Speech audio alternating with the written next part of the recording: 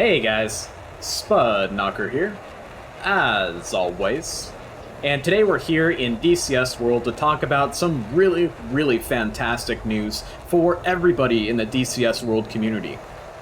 Now, over the last few months, since about December 2020, people have speculated that True Grit, the developer of the DCS Eurofighter, it kind of just petered out, and that the Eurofighter was more or less a dead project.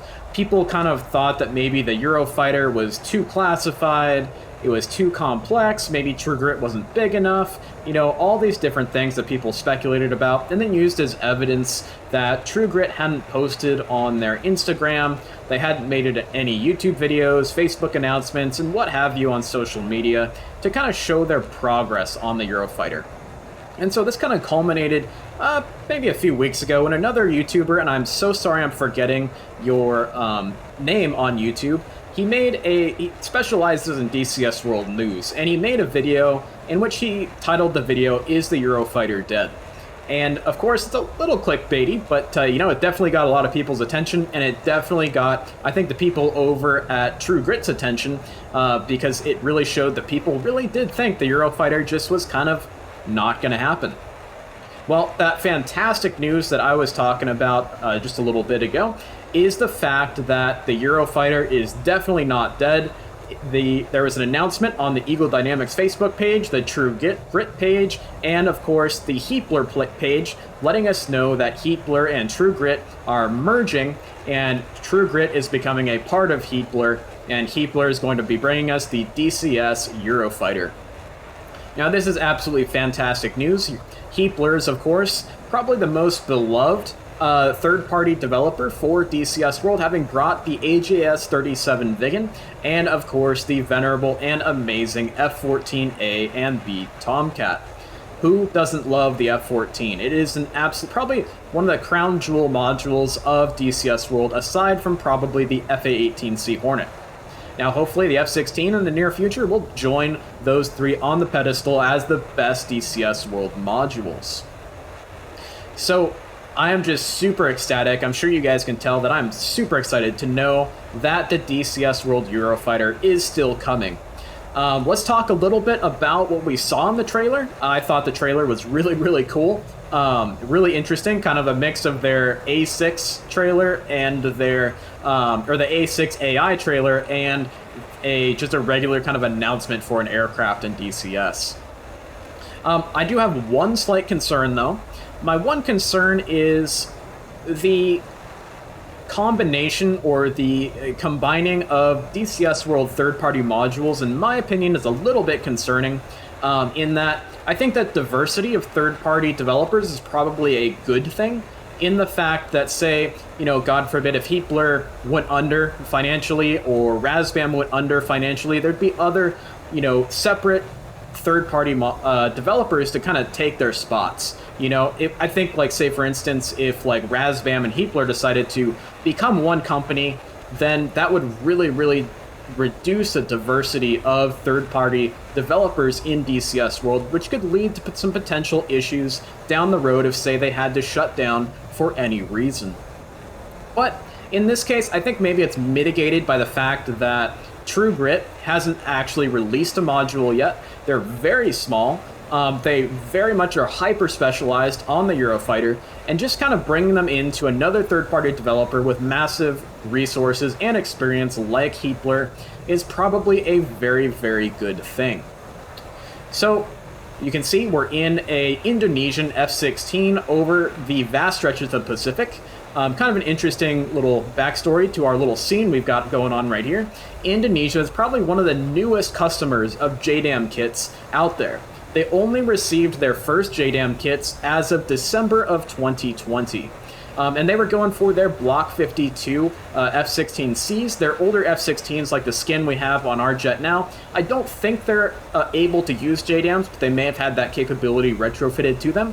And this skin we have on here is very cool, very exotic skin.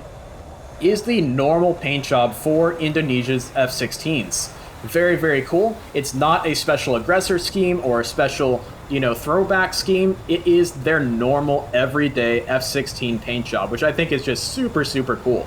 Like, I wish American F-16s definitely looked a little more exotic and fun like this guy here. So, in the trailer, we saw some really cool stuff, and I thought that there was some definitely the trailer opened up with the Eurofighter dogfighting and eventually shooting down a Chinese JF-17. Of course, the Chinese Air Force, the PLAAF, does not fly the JF-17. They have a few of them for testing because they are built in China and designed in China.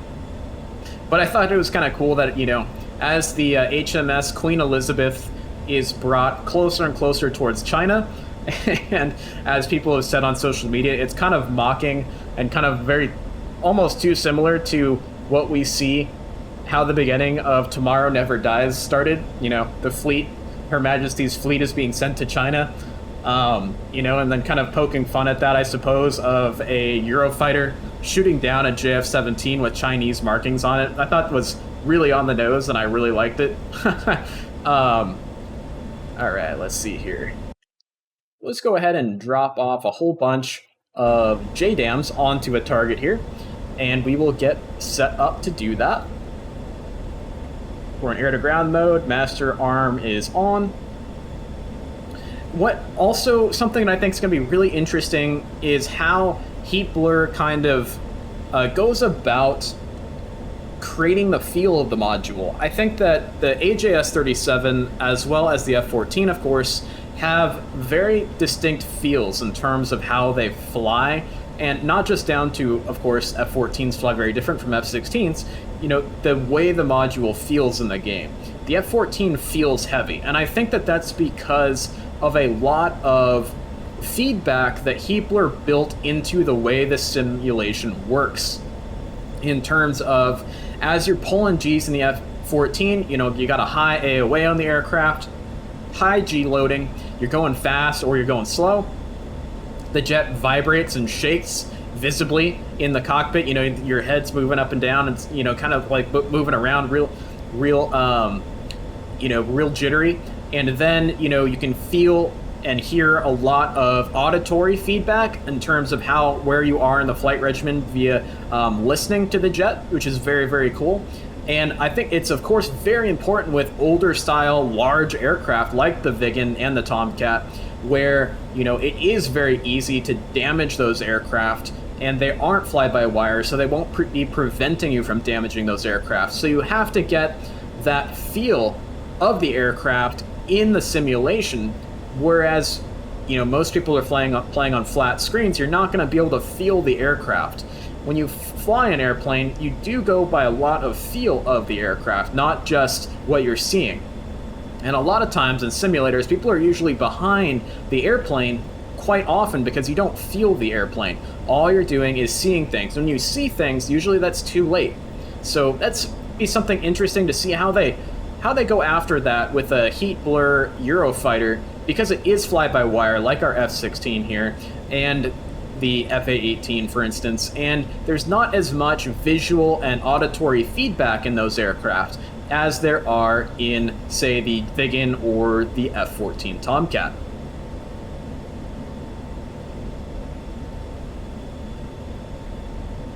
And I'm sure that Indonesia, having just bought JDAMs, I'm sure that really ups their capability as an air force with their F-16s, because of the fact that, you know, Indonesia is a very, very tropical environment, and let's make sure we're good there.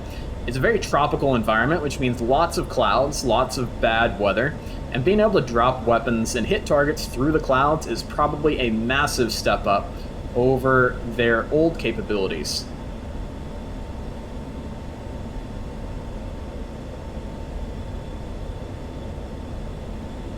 Alright, so when I do a JDAM dump in the F-16, I like to make sure that I'm definitely well within the LAR to make sure that we don't accidentally dump our JDAMs way too short of the target.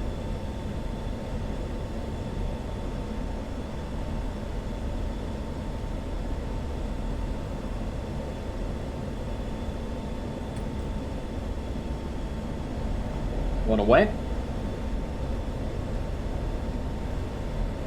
Two away. Three away. Four away.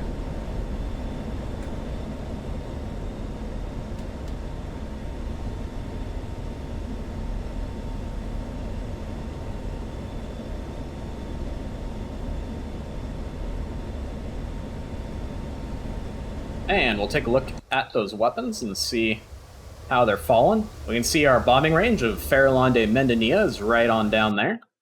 And we can see our weapons look like they're falling pretty darn well. We'll go ahead and watch this aftmost weapon. And we'll speed up time a little bit. I really hope this is going to work.